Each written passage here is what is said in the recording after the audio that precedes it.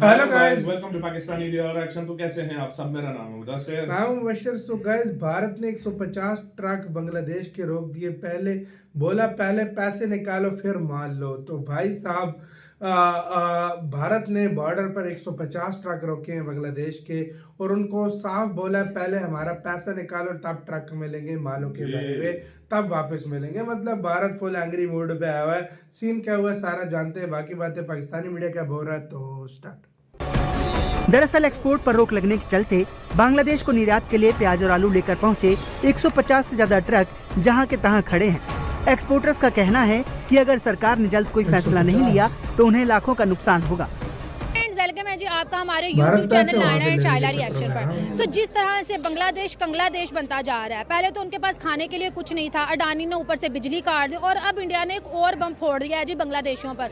उन्होंने कहा कि हमारा 8000 करोड़ जो हमने आपके देश में इन्वेस्टमेंट किया है जी, हमें वापस करो। तो क्या बांग्लादेश की इतनी औकात, इतनी वैल्यू है जो टके टके के लिए तरस रहे हैं, जो 1 बिलियन अडानी का नहीं दे सकते, वो इंडिया को 8000 करोड़ वापस करेंगे? मतलब कर्ज पर कर्ज चढ़ाना।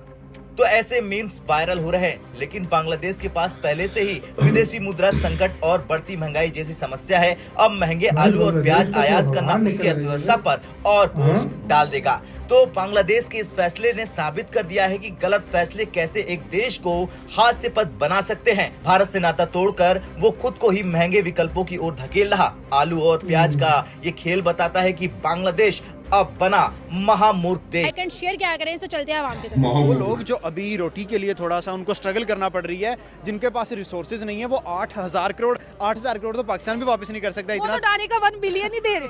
इतना सरमाया तो हमारे पास नहीं है। लेकिन मुझे लगता है कि भाई बांग्लादेश जो है वो फुली अपने कदमों पे गिर गया है। अब आप लोगों को पता है कि आपके पास इतने वसाइल नहीं है, आपकी मईशत अच्छी नहीं जा रही है, आपकी इकोनॉमी डाउन है, आपका कंट्री डाउन है, और फिर आप इंडिया से पंगे ले रहे हो। आप उनका झंडा जला रहे हो, आप उनके तिरंगे को नीचे फेंक रहे हो, लोगों को मार रहे हो, डिफरेंट चीजें कर रहे हो। आपको ये बात शुभ ही नहीं। बांग्लादेश पर अडानी पावर का 79 करोड़ डॉलर बकाया था। अक्टूबर में कुछ भुगतान की शुरुआत हुई, लेकिन ये पर्याप्त नहीं है। बकाया भुगतान न होने की वजह से इस पावर प्लांट का संचालन मुश्किल हो गया। प्लांट को घरेलू ग्रिड से जोड़ने की संभावनाएं तलाशी जा रही। ये प्लांट स्पेशल इकोनॉमिक जोन यानी SEZ में स्थित है। SEZ। तो दोस्तों, अब भारत का बांग्लादेश को लेकर काउंटडाउन शुरू हो चुका है और भारत की तरफ से बांग्लादेश से अपने कर्जे की डिमांड कर दी गई है, क्योंकि बांग्लादेश के पास वैसे भी फूटी कौड़ी नहीं है भारत के माल का पैसा चुकाने की, और भारत से और ज्यादा कर्जे से यह माल लेना चाहते हैं, जिसको लेकर भारत सरकार ने बांग्लादेश से करीब 64,000 करोड़ के कर्जे की डिमांड कर दी है, जो कि बांग्लादेश को भारत का चुकाना है। और यूनुस की अकड़ भी इससे ढीली। कोई ट्रक आलू से लदा पड़ा है तो किसी में प्याज भरे हैं। जहां देखिए वहां प्याज और आलू से भरे ट्रक खड़े हैं, और परेशानी की बात यह है कि ये खराब होने की कगार पर पहुंच गए हैं, लेकिन बिकने के लिए मार्केट नहीं पहुंच पा रहे हैं। और ऐसा क्यों है, उसकी वजह जान लीजिए। तस्वीरें पश्चिम बंगाल से, जहां महादीपुर बंदरगाह से बांग्लादेश के लिए खाद्य पदार्थों का निर्यात किया जाता है। यहां से प्याज और आलू ट्रेडर्स बांग्लादेश को दोनों खाद्य पदार्थ सप्लाई करते हैं, लेकिन बीते कुछ दिनों से राज्य सरकार ने स्थानीय ट्रेडर्स को दोनों खाद्य पदार्थों के निर्यात पर रोक लगा रखी है। राज्य सरकार का कहना है कि स्थानीय बाजार में कीमतों को स्थिर रखने के लिए ये फैसला किया गया है। तो अभी रोटी के लिए थोड़ा सा उनको स्ट्रगल करना पड़ रही है, जिनके पास रिसोर्सेज नहीं है, वो 8000 करोड़ तो पाकिस्तान भी वापस नहीं कर सकता। इतना डाने का 1 बिलियन ही दे रहे। इतना सरमाया तो हमारे पास नहीं है। लेकिन मुझे लगता है कि भाई बांग्लादेश जो है वो फुली अपने कदमों पे गिर गया है। अब आप लोगों को पता है कि आपके पास इतने वसाइल नहीं है, आपकी मईशत अच्छी नहीं जा रही है, आपकी इकोनॉमी डाउन है, आपका कंट्री डाउन है, और फिर आप इंडिया से पंगे ले रहे हो। आप उनका झंडा जला रहे हो, आप उनके तिरंगे को नीचे फेंक रहे हो, लोगों को मार रहे हो, डिफरेंट चीजें कर रहे हो। आपको ये बात शुभ ही नहीं देती। क्यों? क्योंकि आप भाई कर्जे में डूबे हुए हो, सर से लेके पांव तक आप कर्जे में हो। अगर वो लोग आपका बिजली बंद कर दे तो आपके पास बिजली नहीं है, वो आपके राइस बंद कर दे तो आपके पास खाना नहीं है, वो आपको इमदाद ना दे तो आपके पास रोटी नहीं है, और आप कहते हैं कि जी हम इंडिया का बॉयकॉट करेंगे और हम एक सेकुलर कंट्री या पता नहीं क्या बनाना चाह रहे हैं। अब बनाओ, बट पहले अपने वसाइल बनाओ। ना आपके पास कोई मैन्युफैक्चरिंग है, ना आपके पास इंडस्ट्री है, ना आपकी यूथ में इतनी पावर है कि वो कोई नया काम कर सके। आपने जाके जी घर जला दिया, हसीना को वहाँ से मंदिर तोड़ दिया, और हसीना भी जाके इंडिया देखें बांग्लादेश की प्राइम मिनिस्टर को जगह भी किसी ने दी है, इंडिया वालों ने, पूरी दुनिया ने किसी ने उसको रखा नहीं है। तो मुझे नहीं लगता कि बांग्लादेश भाई कुछ भी कर सकेगा। बांग्लादेश पहले कदमों पे है, इन दी एंड बनेगा क्या, बांग्लादेश जाके इंडिया से माफी मांगेगा। लेकिन अभी की जो हम करंट सूरत हाल देख रहे हैं, अब तो जी मोहम्मद यूनुस जो फर्जी सरकार है वो तो ये भी बोल रहा है कि जो शेख हसीना उसको वापस कर दिया जाए। देश में जितना भी जेनोसाइड हुआ है वो शेख हसीना की वजह से हुआ है। जब तक ये बांग्लादेश में नहीं आएगी तो बांग्लादेश ऐसी होगा।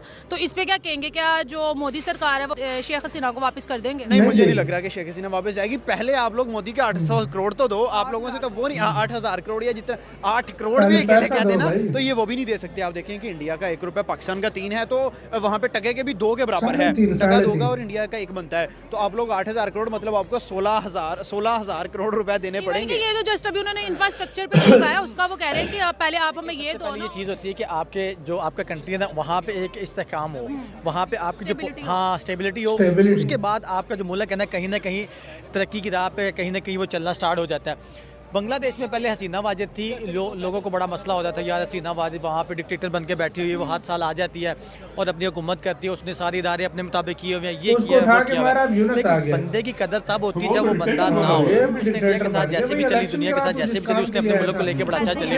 उसके बाद उन लोगों ने कहा जी वहाँ पे एक तहरीक उठी, आपको सबको पता है तहरीक कौन सी उठी, स्टूडेंट्स ने आके उसको मामलात ख़राब किए, वहाँ पे जो इतनी ज़्यादा दंगा फसाद हुए। ऐसे तो यार वीडियो खत्म यार। आप यार यूनुस की मुझे नहीं समझ आ रही, 4 महीने हो गए हैं भाई, तू अब हाथ निकाल भाई, निकल। 4 महीने से ऊपर हो गया, इलेक्शन करा, अपना काम कर भाई। तू इंडिया के सब पंगे लेने के चक्रों में टोरा है भाई ये। असल में हाँ सच बताऊं ना, ये पावर ऐसी चीज है ना, पावर मैं अच्छों की नीयत खराब हो जाती। अब यूनुस अच्छा भला रात को सोया होगा, उसको फोन आया भाई तू वज़ीर-ए-आज़म बनने वाला है, लोग चाहते हैं। यूनुस के रवाग खोल गए। यूनुस ने पहले बोला मुझे नहीं शौक, जब बना तो भाई अब पावर वो मतलब मजबूरी में उसने शुरू किया था। अब उसको मजा आने लगा, अब उसको मजा आने लग गया। और वो पंगा किससे ले रहा है? भारत से। ये वही मिर्जापुर का डायलॉग है, मजबूरी में शुरू किया था, अब यूनुस को मजा आ गया। अब मजा आ गया, सीधी सी बात है। और ये मजे में जो है ना मुल्क के अपने बैंड 150 ट्रक रोक दिया, 150 ट्रक ये कितना माल लेकर जा रहे थे बांग्लादेश। तो इंडिया ने भी सीधा बोला है भाई पैसा दो, एक हाथ पे पैसा रखो, ये लो कल जाएगा माल, नहीं तो इसी तरह सड़े भाई तुम उधार भी मंगाओ, तुम सब कुछ करो, तुम्हें ऐसा कहे कि हम पैसा दें, इंडिया वो भी हेल्प करे।